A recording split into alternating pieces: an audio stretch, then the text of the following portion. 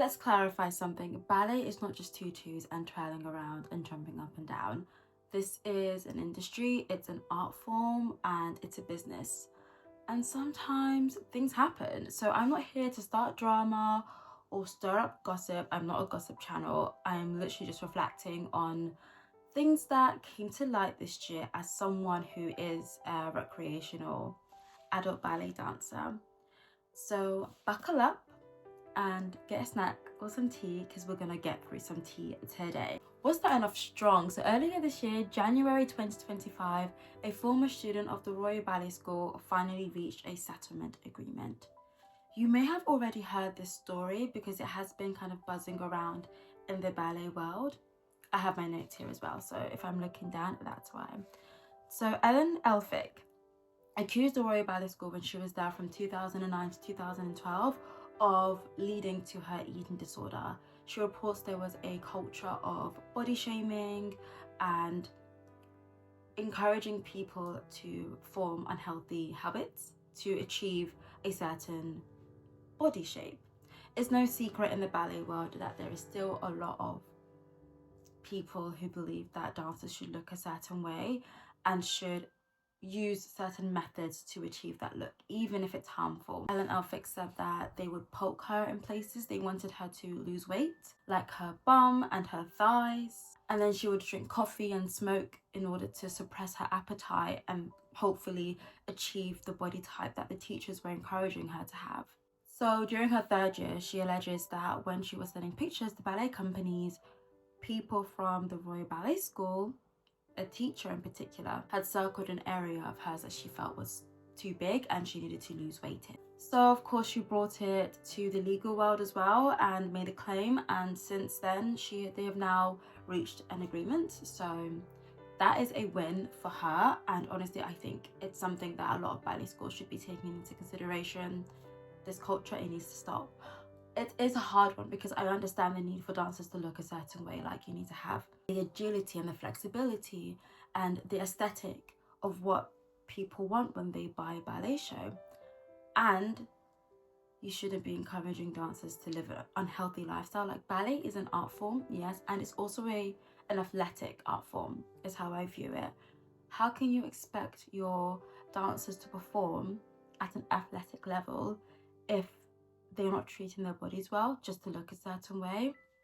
So I'm really happy to hear this, to be honest with you. I think it's a great step, and hopefully the Royal Ballet School's culture has changed or improved in a significant manner, and that their former student can have some sort of rest from all of this. Similar news, a bunch of students from the Royal Swedish Ballet also made claims of a toxic culture of body shaming and encouraging their dancers to develop unhealthy behaviours to achieve a certain look. So former students literally said they promoted an eating disordered environment. I think it's so brave to speak up and to try to bring some sort of change in an industry that is so traditional. So the students reported this in early 2025, and it was reviewed with over 40 individuals, including students, teachers, and administrative staff. So this was not a small little investigation, this was pretty big. After the investigation, it was found that the claims were more individual based and not a reflection of the entire school's culture as a whole. The findings confirms that the issues raised were individual and not a reflection of the Royal Swedish Ballet's cultural environment. So that essentially means that the case is closed and nothing is going to result from it. I'm surprised I haven't had many people talk about this part of the investigation, because I do think it's sad how you can speak up and nothing can be done about it. Again, I just hope that the Royal Swedish Ballet have made steps to prevent former dancers and current dancers from feeling this way and having this as their takeaway from such an amazing school. Sticking to the body shaming ballet world news, funny enough, the new director for the Royal Ballet School has declared that plus-size dancers are the future after a former student alleges that a teacher had body shamed pupils. I just think it's very telling. I don't know if they're actually doing anything to implement this mindset. Like if they are actually putting out plus size dancers and creating spaces for plus size dancers in that environment, who knows? That's what was said, and I hope that something is actually done about it. Now onto some more messy drama. This is one that recently became quite a highlight on TikTok in the ballet space. I haven't really seen it anywhere else, but it was revealed that the Phoenix Ballet Theatre Master Ballet Academy have some affiliations with a certain orange man with an American accent. You can find so many TikToks about this. I'm going to insert one here. This isn't usual of me to post like this, but has anyone noticed on Master Ballet Academy's Instagram, they follow like accounts like Camel Toe Harris and Annoying AOC? Why does the ballet studio have to be right wing? And specifically, so many dancers are in the LGBTQ community. It's just very off-putting. I'm not here to get into like the politics of it all, but it is political. And I just think it's surprising because this administration in America has made it very clear that they don't care about supporting the arts. So it's just surprising that ballet, which is an art form, would support an administration that doesn't support them. And it just feels a bit weird and childish that they would follow meme troll accounts. It's just weird. Honestly, I just think it's very bizarre. Again, I'm not here to get into the politics of it all, even though it is inherently political. I just think we need to do more when we are supporting ballet companies. If this aligns with your values, go ahead. But I think we need to be really careful about who we are supporting, why we are supporting them. And this is no shade to any specific individual. This is a wider issue. This is a ballet company. It's not a specific dancer or a specific photographer or the people behind the scenes, right? And I think a lot of people are talking about it, which is great. It did really shock a lot of people, myself included, but apparently this has been a known thing for a few years. But who's going through like a ballet company's following? Why would you do that? And I just think it is, again, like bringing awareness, and it's very complicated because they haven't spoken about it. Like Master Ballet Academy have not said anything. As far as I'm concerned, they've been like deleting comments and things like that. And just to like add about this whole Master Ballet Academy MAGA drama that's happening right now, is that they recently had a collaboration with one of my favorite ballet influencers. Well, she doesn't just do ballet, but like her main thing is ballet. Luna Montana. They recently collabed for Nutcracker. So she starred as a guest dancer for, I think she did the Spanish piece. I don't even know the term, but she did a wonderful dance. She hit her fuetes, really happy for her. But anyways, so she recently was a guest artist with them, and then she got kind of roped into this drama because it all happened to be around the same time. And I'm not here to get into like her political views, her intent. I don't think that's something I can speak on because I don't know her and she hasn't said anything either. The next thing I definitely want to address was during the weekend of Arizona shows, a TikTok had gone viral about the political views of the studio I was guesting and performing with. I want you guys to know that I did not know any of this signing on. You guys know I am not MAGA. I'm very left-leaning. I was very vocal about my support for Kamala Harris for the presidency. I am a tried and true Democrat. This was tough for me to learn, even tougher for people to assume that I would support people that believe that. Not that she needs to.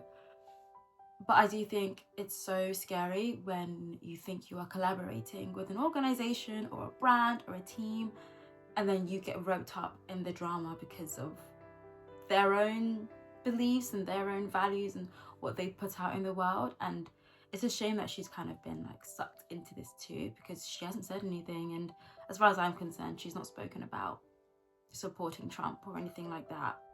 It just puts things into light of like creators being in very difficult positions, and again the importance of having to really do your research when you are working with people. And if they align with you, that's great, go for it, but then you don't want to be in a situation where you were misled or blindsided, and now you're caught up in someone else's rubbish. So peace to her. Please do not send her any hate. I do see the comments on her page and I'm just like, whether she speaks up or doesn't, she's gonna get hate on regardless. I just think it's bad timing, and it's just heightened because she's associated with them because of the recent guest artist that she did. So ballet dancers have really been putting their words into actions, and we've seen that with the mass exodus that happened with 2 ballet companies, one in Germany and one in the US. So Hamburg Ballet in Germany, half of the company in May of this year signed a letter of critique against the new artistic director, accusing him of creating a toxic work environment, causing five principals to resign. Do you know how competitive the ballet world is, the professional ballet world is?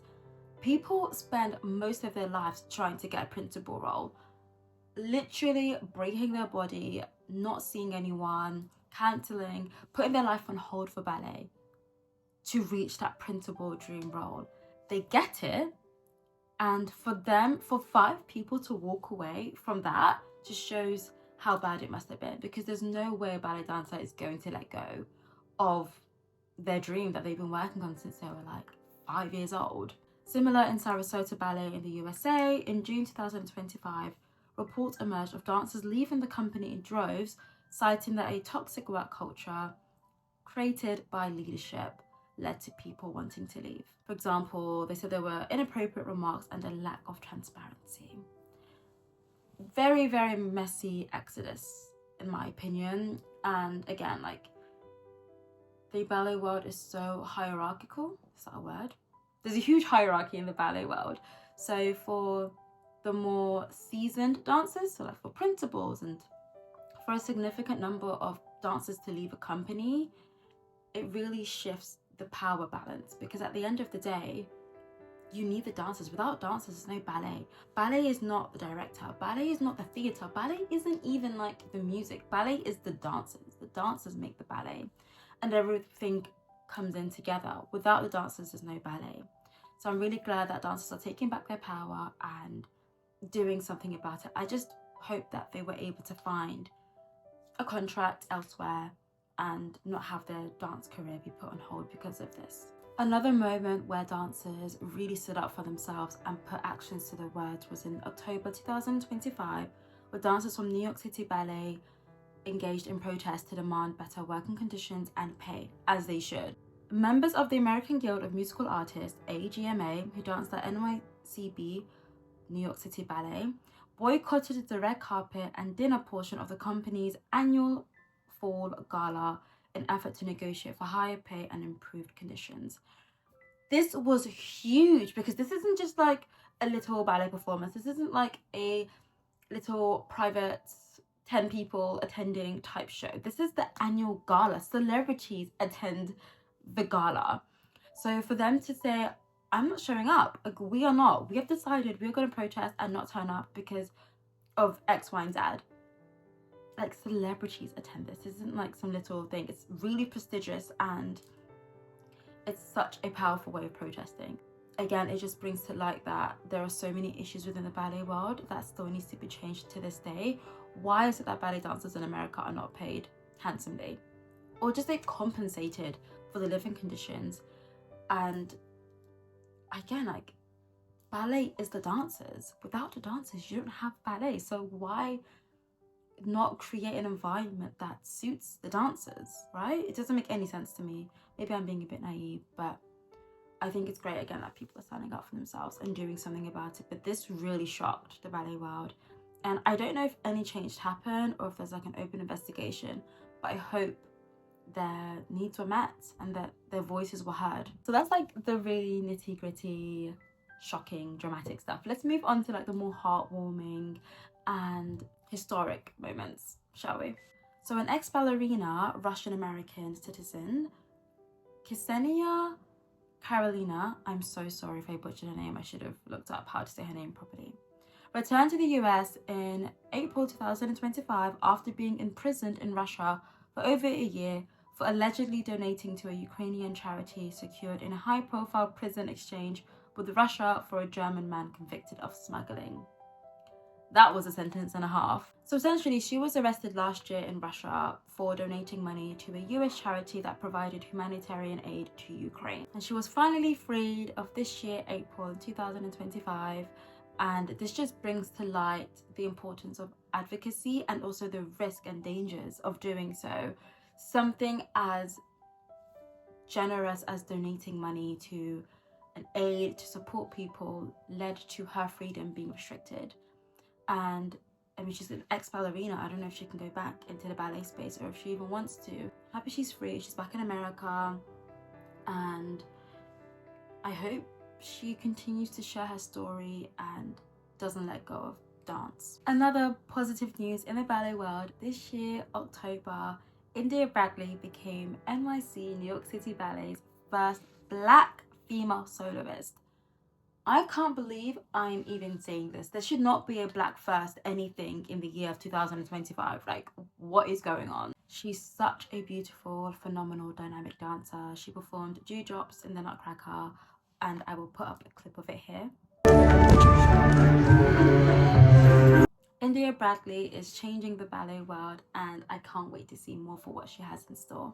So she started her ballet career in Michigan, where she was Russian trained, and then moved to Harlem, and then did a program at the School of American Ballet Theatre before landing at NYCB. This just brings to light the importance of representation and highlighting areas where ballet does fall short and where it's making changes. Again, I think it's ridiculous that it's first Black anything in this time of year, and at the same time, I'm glad that it's finally happening. As one dancer enters, another one leaves. While we had the wonderful celebration of India Bradley's welcome to becoming the first soloist, we had to say goodbye to Misty Copeland, who officially retired from American Ballet Theatre. Another person who has made history as being the first Black female principal dancer at ABT. She has inspired myself and other people with her roles of doing Odile as a Black woman, which is so rare, honestly, to get that position. And she was in Romeo and Juliet as well. Like, she has done so many wonderful things in the ballet world. She has books and she speaks out a lot, and letting her go was so difficult. I'm so sad that I've never been able to see her perform. But to be fair, even when dancers retire, they haven't completely left the ballet world, right? She may do an appearance here and there, but it does upset me that I've never been able to see her perform. It would have been such an honor to do so. And I mean, she's had a wonderful career. It's been hard, it's been challenging, and it's also been reflective. It's been changing, and I am just in awe of who she is and what she stands for. Another heartwarming moment, this is more specific to the adult ballet community, but there has been so much visibility this year. Like, I have not seen this many adult ballet content creators or adult ballet spaces like I have this year. So much opportunity for us. I've seen so many people from all around the world taking up ballet for the first time or returning to it after having a significant break. And it's so beautiful. I, for myself, was able to perform in Swan Lake, which is crazy. I cannot believe that. It's great news to see that there are spaces for dancers like myself. A lot of the time, ballet can be so brutal and difficult and challenging. And I think in the adult space, this is where the healing and the beauty of ballet can really shine, especially those who left because of the difficulty of ballet. And I think it's just beautiful to see. And there are so many adult ballet content creators that I've adored this year. I'm gonna put them up just to give them a little bit of a shout out, and maybe you can follow them too. While it's so beautiful to see so many adult ballet dancers in ballet, there's also been a lot of unhelpful discourse. I've seen it so many times, people creating content online and their comments being flooded with unwanted and unsolicited advice and comments, whether it's about their pointe shoes or their technique or their flexibility or even their body. And it's like, you think that adult ballet dancers don't have teachers? You think we don't go to class? You think we don't know what we are doing? We go to class, we do what we can. Obviously, we're not working as hard as professionals, pre-professionals, but we are not just like, we woke up one day, decided to put on pointe shoes. Like, no. So many people who leave these comments have no idea the work that adult ballet dancers are doing to get to this point, as if they don't have a teacher or go to a class that's going to guide them and help them to reach a technique. I, for one, I do welcome criticism, but I welcome constructive criticism. I've made a whole TikTok requesting people to give me tips on my technique and my ballet overall, and I've received so many lovely, heartwarming comments. That isn't the issue, right? And even on my videos, I get so many comments, not so many, but I get a few comments about work on this, work on that, and I love it. I appreciate it. I ask for it.